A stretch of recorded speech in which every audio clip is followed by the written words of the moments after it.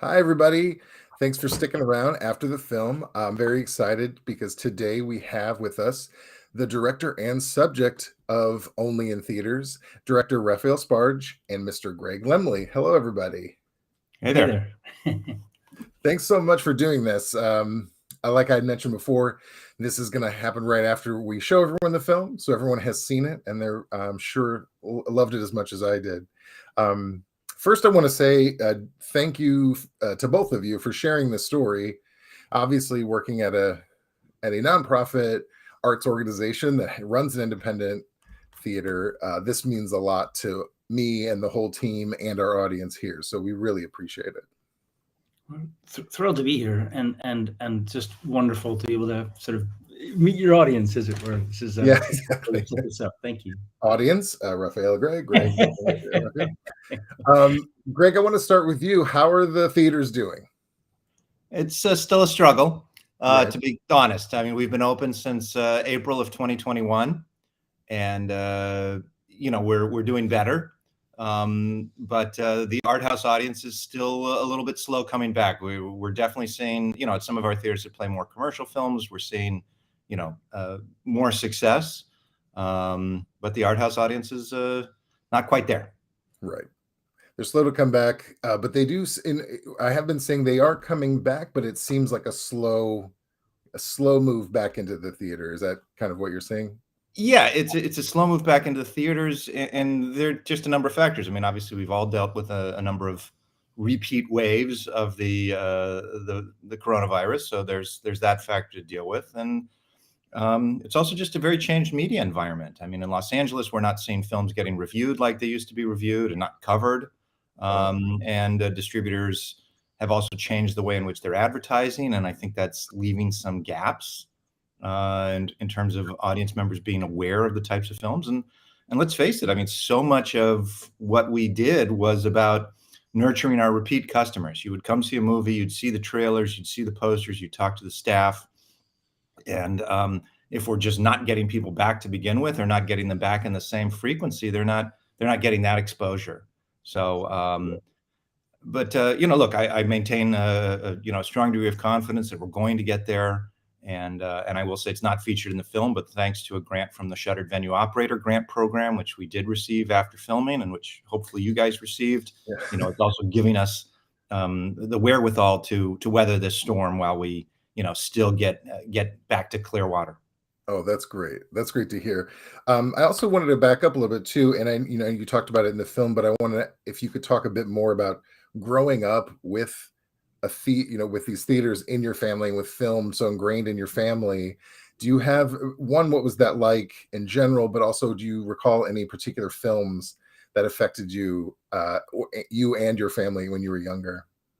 Well, I will admit to being a callow youth and not necessarily enjoying the family's films as much as I did, but I, along with all my siblings, we worked at the theaters as we were growing up. That was our high school job, and changing the marquee, selling concessions, right at that grassroots level, and I think that experience helped all of us, through this sale process, certainly, and through all the challenges, because we understood, in a very deep level, what the theaters mean to the community, and had this real connection to it. So it was not one of those family kind of situations where, the people that are no longer involved are putting pressure on to sell. We all wanted to stay, keep doing this if we could, and that was really important. In terms of my own personal love of film, it actually really started when I went off to college. And I was fortunate enough, this was still during the age of repertory cinema, and Landmark Theaters operated the UC Theater in Berkeley. And I ended up being there 3 and 4 nights a week. That was my film education. Exactly. I feel the same way. When I went to college, a theater very much like yours got me into watching different kinds of movies than I had previously. So that's the kind of importance of, I feel, culturally, that really brings people into broadening the kind of stuff they have to enjoy. So that's great. Raphael, can I ask you the same question? I mean, you're an actor, and then you're a filmmaker.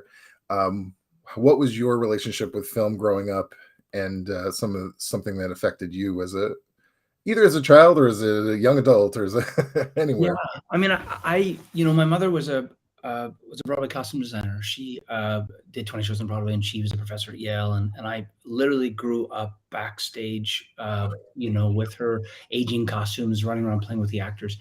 My dad was a playwright. They both met at Yale, and he was also a documentary filmmaker. So I remember, him editing his movie. We were living in a commune at the time, I had a very artsy kind of background, but the theater always felt like home. Great movies. Also, living in New York City, there just were so many incredible places to go to the movies. The Thalia, the A Street, the New Yorker. There was also, of course, the the Lincoln Plaza. It's still so impossible to imagine that's out there. It's been empty, and it's just sitting there for the last 5 years, literally just sitting there. It's a the owner just doesn't want to do anything with it. So these kinds of things, these were just sort of, there were so many theaters in New York, and perhaps this is sort of a back note to this movie, that we just sort of took it for granted. Yeah. They were there. You could go anytime. I saw some of the most unbelievable movies, and just wandered out. And, let's go see. And things that have influenced me and stayed with me. I was thinking the other day. Public Enemy. Which I saw at Thalia.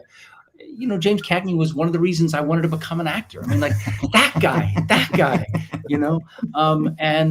So they bubble up in you and influence you in just so many ways. It's so hard to really sort of even quantify it with words big enough. These aren't just little content bubbles. They're experiences. And that's what the going to the theater is about. That's what that moment of kind of, coming into a dark space with a bunch of other people as strangers and leaving as friends because you have this shared experience, being in a place where the wonderful feeling when you walk out of a movie, maybe there's something going on in your life, you go, I got to go to a movie. And then the movie's over, you walk back out into the street and you go like, wow, I feel like I've been away for a week or something. And you literally feel like you've time traveled and you've taken a mental vacation.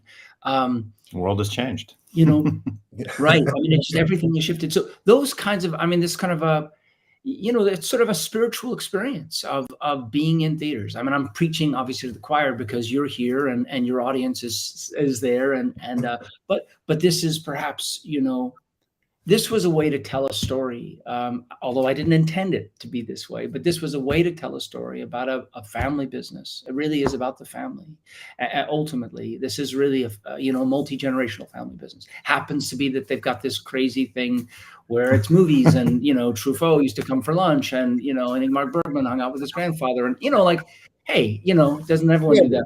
But at the same time, it was a way to kind of really put a point on, reminder of what this is, what this precious experience is, and how important it is that we vote with our feet, that we get our butts in the seats, that we go to the theater, because once they are gone, I was at the 8th Street just the other day, and it's a medical center now. It will never be a movie theater ever again. It really is like poof, it's gone, and that is a sort of a this is my personal commentary, but that's just a hole in the universe, I think, when that happens.